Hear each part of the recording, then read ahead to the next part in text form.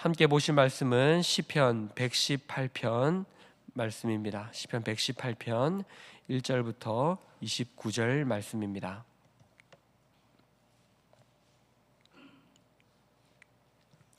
시편 118편 1절에서 29절 말씀 우리 함께 봉독하도록 하겠습니다. 여호와께 감사하라. 그는 선하시며 그의 인자하심이 영원하미로다. 이제 이스라엘은 말하기를 그의 인자하심이 영원하다 할지로다. 이제 아론의 집은 말하기를 그의 인자하심이 영원하다 할지로다. 이제 여호와를 경외하는 자는 말하기를 그의 인자하심이 영원하다 할지로다.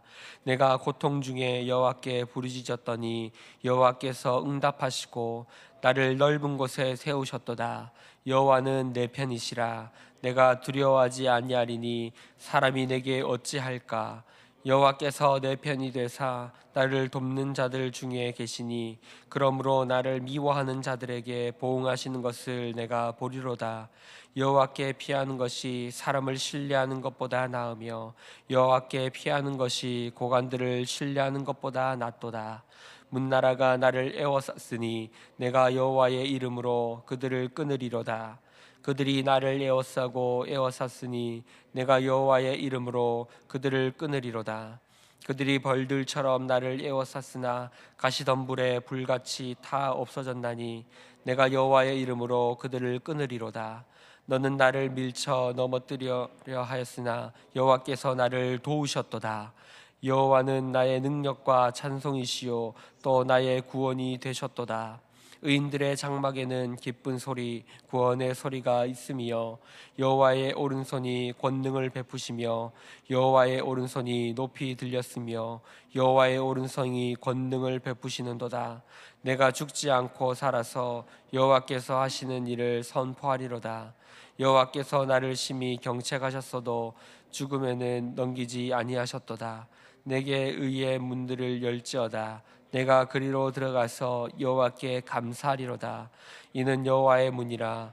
의인들이 그리로 들어가리로다. 주께서 내게 응답하시고 나의 구원이 되셨으니 내가 주께 감사하리이다. 건축자가 버린 돌이 집 모퉁이의 머릿돌이 되었나니 이는 여호와께서 행하신 것이요 우리 눈에 기이한 바로다. 이 날은 여호와께서 정하신 것이라. 이 날에 우리가 즐거워하고 기뻐하리로다. 여호와여 구하옵나니 이제 구원하소서. 여호와여 우리가 구하옵나니 이제 형통하게 하소서. 여호와의 이름으로 오는 자가 복이 있으며 우리가 여호와의 집에서 너희를 축복하였도다. 여호와는 하나님이시라. 그가 우리에게 빛을 비추시며 밧줄로 절기 제물을 제단불에 맬지어다. 주는 나의 하나님이시라. 내가 주께 감사하리이다. 주는 나의 하나님이시라. 내가 주를 높이리이다.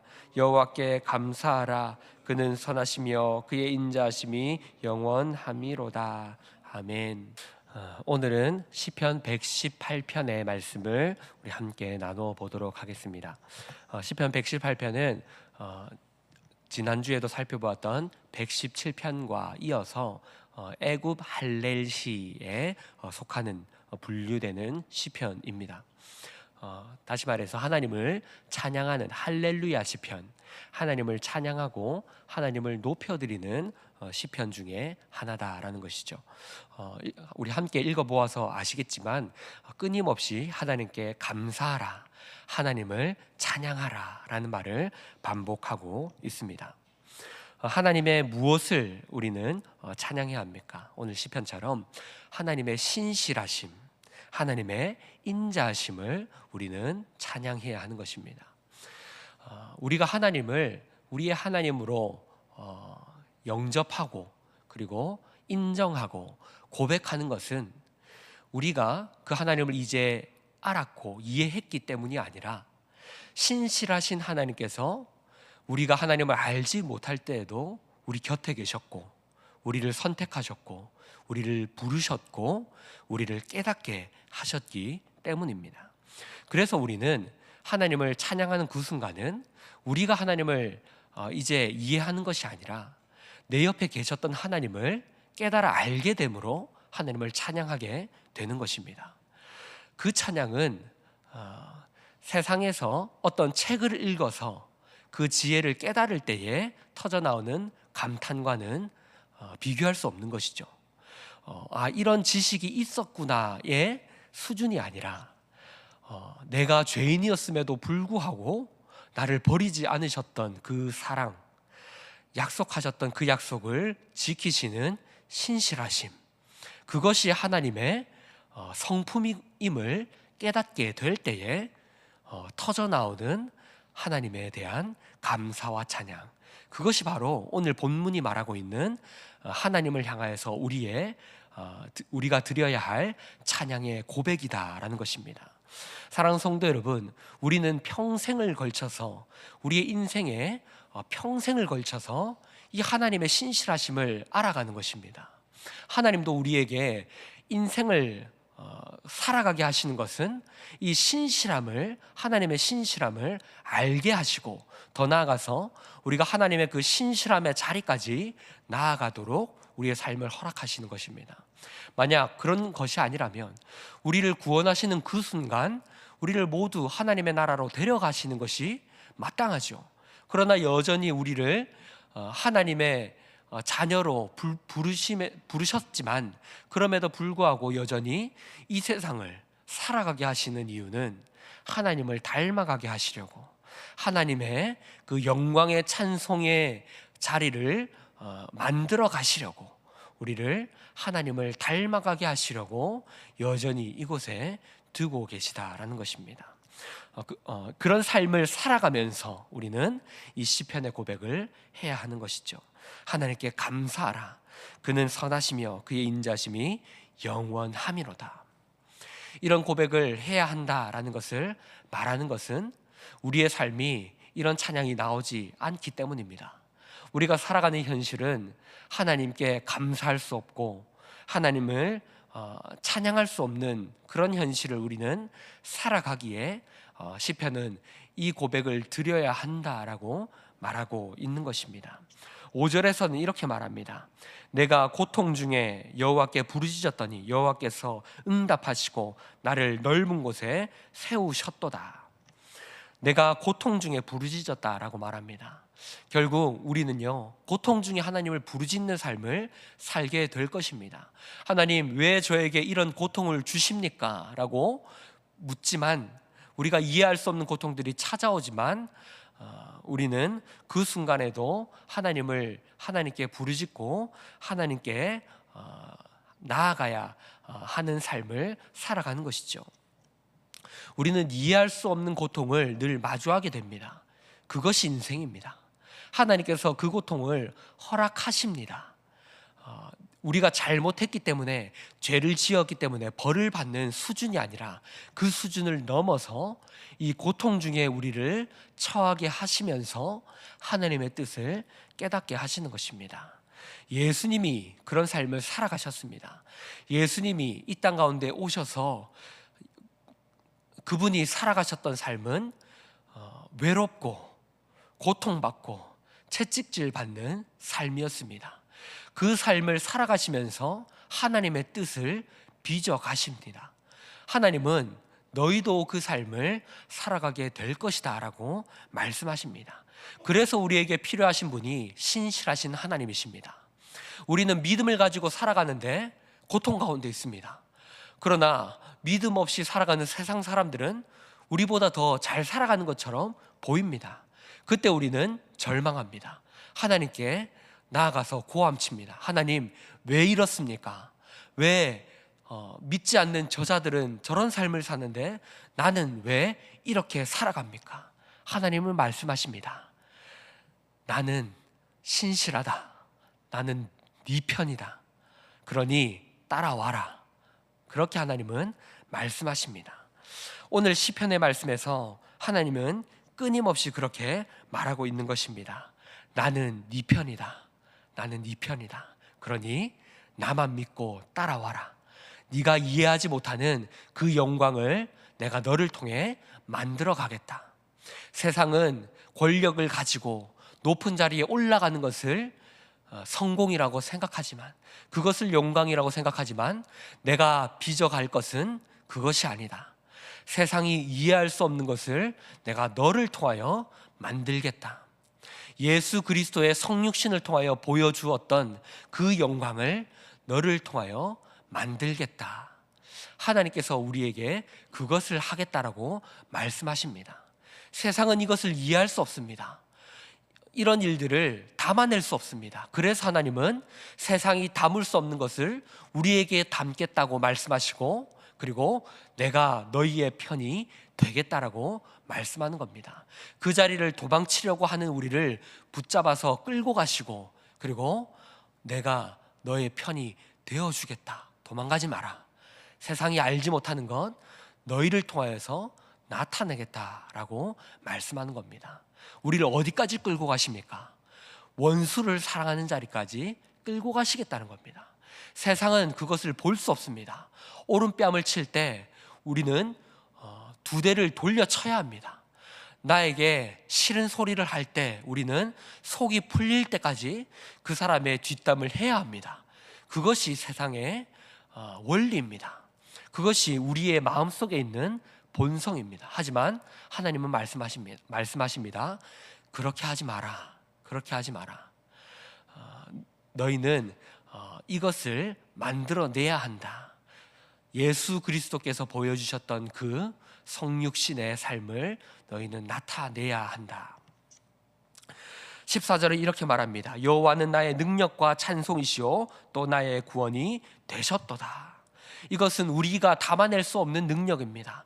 오직 하나님만이 하실 수 있는 능력과 찬송입니다. 그래서 이 하나님이 담아내시고자 하는 것을 담아내려고 하면 어떻게 됩니까? 나에게는 없는 것입니다. 하나님, 나의 공로입니다라고 결코 말할 수 없는 것들입니다. 그래서 결국 우리는 이 고백을 하는 겁니다. 하나님이 나의 능력입니다.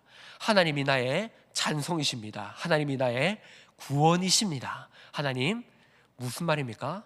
제가 할 수 없습니다. 그리고 우리는 답이 없어서 기도의 자리로 나가는 것입니다. 이것이 그리스도인의 삶입니다. 이것이 우리가 살아가야 할 그리스도인의 고백이요 모습이다라는 것이죠. 이런 삶을 하나님께서 우리에게 살아가게 하시는데 하나님은 이것을 약속하십니다. 실패해도 괜찮다. 내가 그 실패를 통하여 위대한 것을 만들겠다. 하나님, 오늘도 제가 실패합니다. 하나님, 무너집니다. 하나님의 자녀답게 살지 못합니다. 우리가 하나님께 그렇게 나아갈 때 하나님 말씀하십니다. 괜찮다. 내일 또 하면 된다. 내가 너의 실패를 통해서 너를 위대하게 만들겠다. 지금 당장 실패로 보이지만 그 실패들이 장차 위대하게 보일 것이다. 22절에서 이렇게 말합니다. 건축자가 버린 돌이 집 모퉁이의 머릿돌이 되었나니 이는 여호와께서 행하신 것이요 우리 눈에 기이한 바로다. 건축자가 버린 돌이 그 돌이 모퉁이 돌이 된답니다. 건축자는 쓸모없어 보여서 버린 돌이었지만 그 돌을 통하여서 하나님은 집의 모퉁이 돌, 바로 그 집의 기초가 되는 돌을 만드시겠다는 것입니다. 이것은 누구를 예표하는 말씀입니까? 예수 그리스도이십니다. 예수 그리스도는 버린 바 된 것처럼 보이시지만 그 예수 그리스도를 통하여서 하나님은 구원의 반석을 삼으십니다. 유대인들은 하나님께서 세우신 그 구원의 반석을 버렸고 오히려 그 모퉁이 돌이 걸림돌이 되었지만 하나님은 그 돌을 통하여서 우리에게 구원을 이루시는 놀라운 일들을 행하십니다. 하나님은 이처럼 우리가 보기에는 보잘것없고 쓸모없고 세상에서 받은 것처럼 보이는 이 인생을 통하여서 하나님은 하나님의 영광으로 만들어 가신다는 것입니다. 사랑하는 성도 여러분, 이것을 기억합시다. 우리의 인생이 하나님의 영광이 되는 것은 세상의 관점과는 다릅니다. 세상에는 실패하고 스펙이 없고 그리고 외면받고 능력이 없어서 철저히 조롱받는 그런 인생을 세상 속에서 살아가지만 하나님은 그 인생을 통하여서 위대하게 만들어 가시겠다는 것입니다. 버림받음을 통하여서 하나님이 만들고자 하는 것을 깨닫게 됩니다. 오히려 사업의 실패, 학업의 실패, 세상 속에서 실패를 겪는 것들이 더 놀라운 일들을 만드는 하나님의 위대한 계획인 줄일 수도 있습니다. 우리는 세상에서 외면받고 세상에서 조롱받는 그 아픔을 통해서 하나님께 나아갑니다. 하나님, 나의 인생이 왜 이렇습니까? 그것을 외치면서 내 것이 아닌 하나님의 것을 담아내려고 노력하게 됩니다. 그러면서 무엇을 배웁니까? 내 옆에 계신 하나님의 신실하심을 알게 됩니다. 그리고 우리의 인격이 다듬어지게 되고 하나님을 닮아가게 되고 우리도 그 하나님을 우리의 인생에 담아내기로 더욱더 힘쓰게 되는 것입니다. 하나님은 권력을 가지고 오지 않으셨습니다. 하나님은 이 땅 가운데 오실 때에 우리가 이해할 수 없는 모습으로 오셨습니다. 예수님이 세상의 신들과는 전혀 다른 모습으로 오셨습니다. 마지막으로 이것을 말하겠습니다. 예수님이 세상과 다른 모습으로 오셨다는 것은 무엇입니까? 세상 신들은 권력을 가지고 능력을 가지고 너희가 이것을 나에게 바치면 내가 이것을 주겠다라는 식으로 세상 신들은 말합니다. 그러나 하나님은 이해할 수 없는 방식으로 우리에게 나타나십니다. 무엇입니까? 내가 너희를 만들었다. 그리고 내가 하나님의 아들이다. 내가 하나님이다 라고 말씀하시면서 예수님은 세상 사람들에게 채찍질을 받으십니다. 자신의 창조물들에게 비난과 조롱을 받으십니다. 그러면서 내가 너희를 사랑한다라고 말씀하십니다. 그리고 그들의 채찍질 앞에 죽임당하십니다. 그리고 십자가에서 돌아가시면서 끝까지 내가 너희를 사랑한다라고 말씀하십니다. 이것이 하나님께서 보여주셨던 성육신입니다. 우리는 그 하나님을 닮아가야 하는 것입니다. 이것이 세상의 신들과 하나님이 다른 것입니다.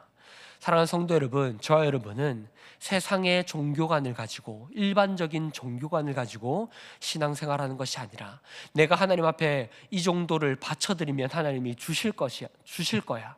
내가 하나님께 더욱더 헌신하면 하나님께서 나에게 이런 것들을 허락하실 거야 라는 세상의 종교관을 가지고 신앙생활을 하는 것이 아니라 우리는 철저히 무너지고 깨지고 외면받는 그런 인생을 살아갈지라도 내 옆에서 내 편이 되어주시는 그 신실하신 하나님을 깨닫고 우리도 세상 가운데 그 하나님의 신실하심을 나타내며 그 하나님의 사랑을 나타내는 삶을 살아가는 저 여러분이 될 수 있기를 바랍니다.